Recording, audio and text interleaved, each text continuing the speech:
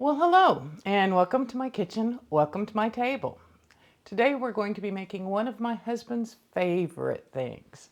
This is one of the few recipes that I still have of my mother's, and I've baked this with her while she was alive from the time I was a very young child. My mother didn't like to waste anything, so if there were bananas getting overly ripe, we had banana bread. We also made it at holidays. We would make it in sometimes the big loaves, but also sometimes the small loaves. And then after it had cooled, we would wrap it in plastic wrap and then tie a curling ribbon around it and give it to neighbors and acquaintances. So this recipe has a lot of memories attached to it for me. My family have enjoyed it ever since, well, I guess since Jim and I first got married, I've been making it. Today I'm actually making a double batch because, as I said, my family enjoys it. My daughter, who happens to live next door, I mentioned that I was making banana bread today, and she requested that I make her a loaf. So I'll be making a double batch, so everything will be doubled. I'm going to start. I have my oven preheating, so you might hear it beep. I have my oven preheating to 300 degrees. You cook this very low, very slow. I also have my mixer set up with my cake batter paddles on, and I've got my scrapers on. I'm going to start with 1 cup of butter, or 2 sticks that are at room temperature.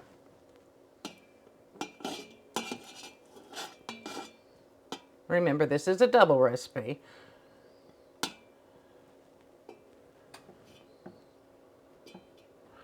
And then 2 cups of sugar. I'm going to start with those 2 items first, and I'm just going to cream my butter and sugar together. Won't take but a second. Always forget to put my guard on so my stuff doesn't go flying. There we go.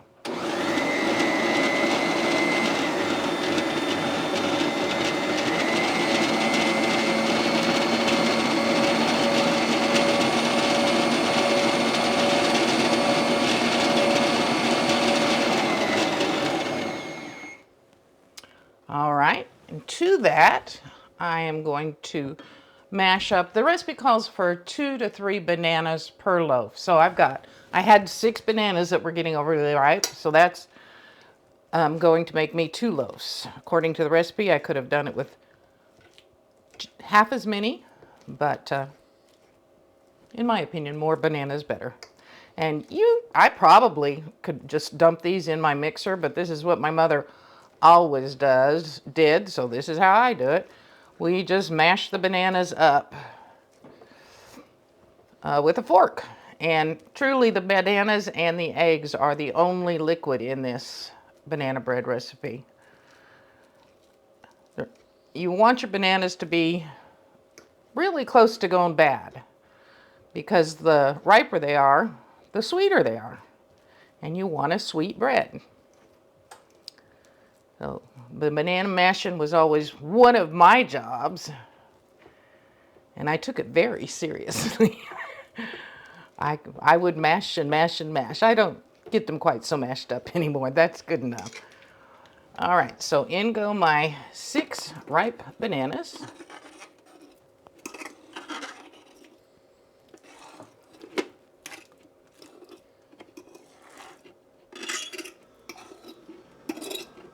Oops, just threw some on the floor. That'll be a treat for the puppy when we let him in. He always comes and cleans my floor for me. A little bit on the stove. He can't reach that high. And this is why we wear aprons. Oh, and even a little bit here. And as I said, this is why we wear aprons.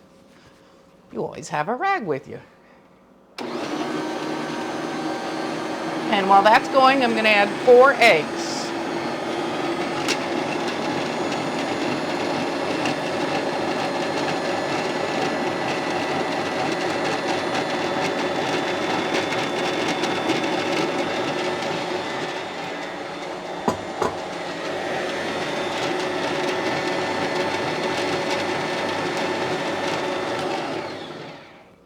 And you can see that even though there's no liquid in it, by the time you have the eggs and the mushed up bananas, it's pretty liquidy.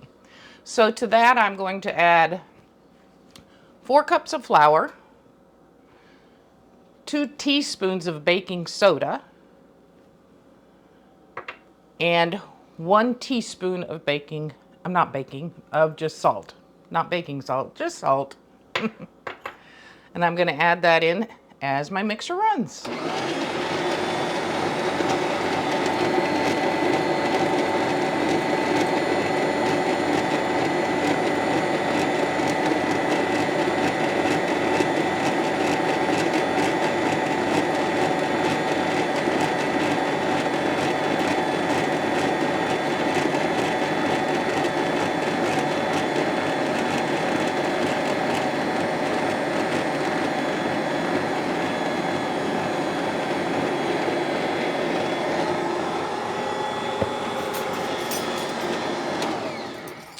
And about halfway through, you could do this at the beginning, but for some reason my mom always did it about halfway through. I don't know why that is. I'm gonna add 1 teaspoon of vanilla.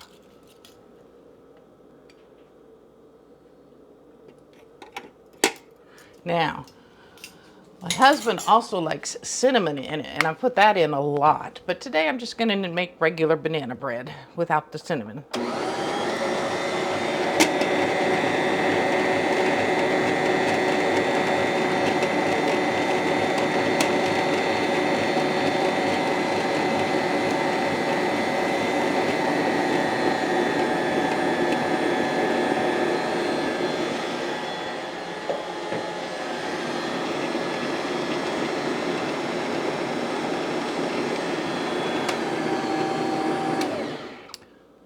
And you can see I put my ring on and it didn't come out, but I missed it. I'm kind of a messy baker, but I think that makes it taste just a little bit better. That's all there is to it. That is the entire recipe. I'm actually looking around because I feel like I've forgotten something, but I haven't. That's it. And then since I'm making 2 loaves, I'm going to separate it into the 2 pans that I have already greased and floured.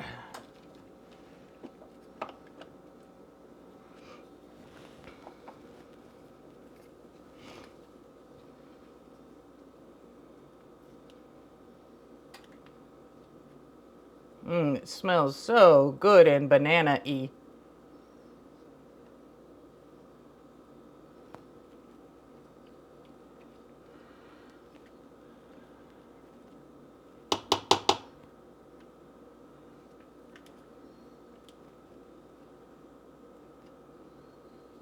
When I was little, I'm sure it's frowned upon these days because of the whole raw eggs and germs things, but it was always my job.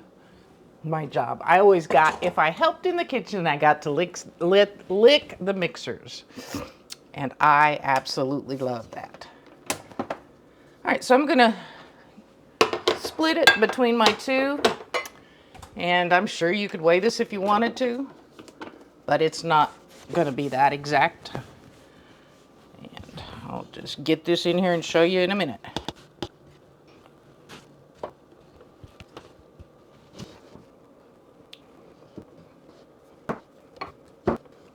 All right, so I'm gonna just kind of smooth it out to the corners.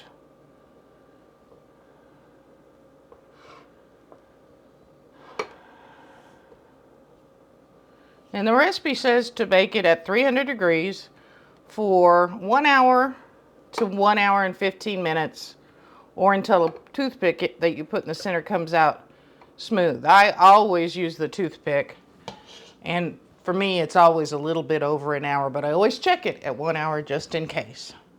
So those are going to go in the oven, and after I clean up, I'll come back. I'm going to make some cream cheese icing. Now this was not my mother's, but my family loves cream cheese icing. I don't spread it on the top. I just make a side of it and they put it on the bread sometimes, and sometimes we just put butter on it. So I'll clean this up and I'll get these baking and I'll get back with you. Well, that took a little doing because, as I said, I am a messy, messy baker.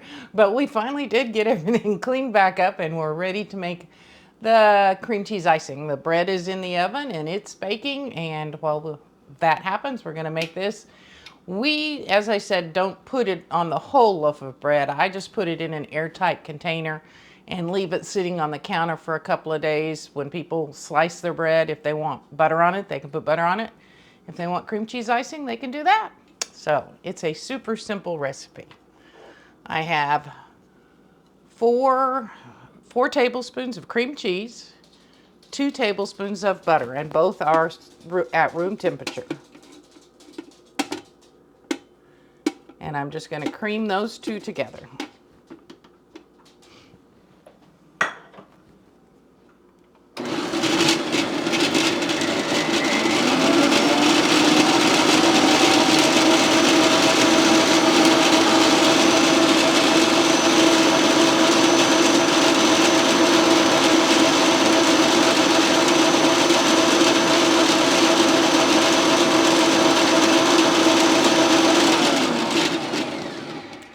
And I kind of give it a pretty good cream because I like it to let the, to incorporate a little bit of air into it. All right, and to that I'm going to add 1.5 cups of powdered sugar. And I can add that all at one time. I don't have to do it a little bit at a time. So I'm gonna put it in before I start my mixer.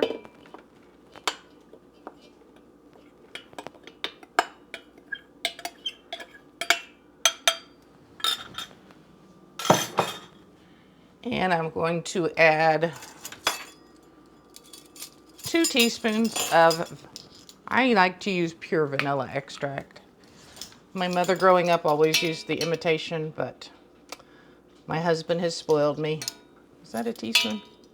Yep, 2 teaspoons. And just a little extra because I like vanilla. All right.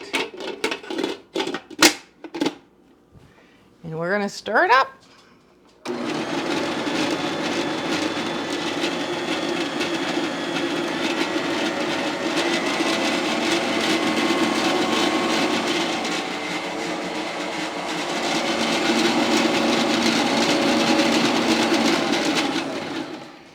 And the scrapers do a great on the edges, but there's usually a tiny little bit that kind of accumulates right here and sometimes on the paddle. And it's such a small amount, I'm sure most people wouldn't even bother with it, but I like to get it down. Oh, there's a little bit on that paddle too. And just give it one more quick stir.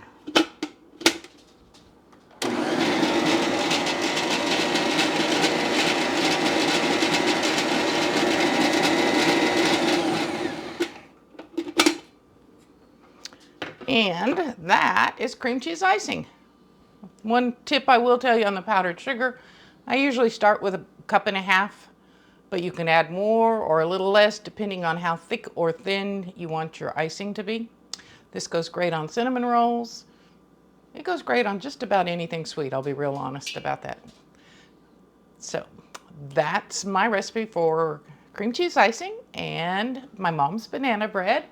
And I'm just gonna say thank you for joining me in my kitchen and at my table.